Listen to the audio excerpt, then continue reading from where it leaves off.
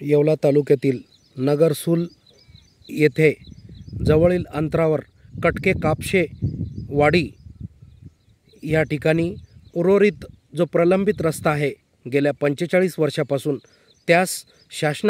प्रशासनाने पंचायत समिती इवद जिल्हा परिषद यांच्यामार्फत तात्काळपणे मंजुरीचे आदेश देऊन उर्वरित नगरसूल लगत बोरशे वस्ती यापर्यंत डांबरीकरण करण्यात आले, परंतु त्यापुढे कटके कापशे वाडी कमोदकर, गुलाब बाबूराव कमोदकर असतील, सुरेश दादा कटके, देवचंद आप्पा कटके, अंबादास कटके, दिनू अण्णा कटके, नाना ज्ञानेश्वर पाटील कटके, गोरख कमोदकर, नवनाथ कमोदकर यांच्या वस्तीपर्यंत म्हसोबा बंधारा त्यापर्यंत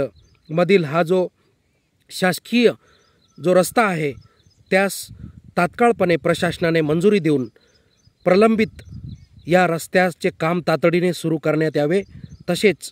तातडीने पुढील शेतकरी उत्पादकांना आपला शेतीमाल येवला मार्केट, लासलगाव मार्केट इतर ठिकाणी आणण्यासाठी तात्काळपणे कटके कापशेवाडी